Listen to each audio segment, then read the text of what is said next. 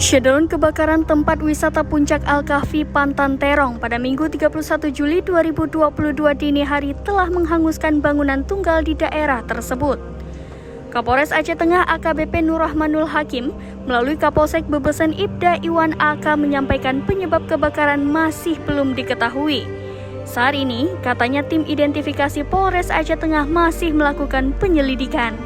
Assalamualaikum warahmatullahi wabarakatuh. Saya Ibda Iwan Aga, Kapolsek Bebesen, menerangkan bahwa telah terjadi kebakaran di tempat wisata Pantan Terong pada dini hari tanggal 31 Juli 2022 sekira pukul 03.00 WIB.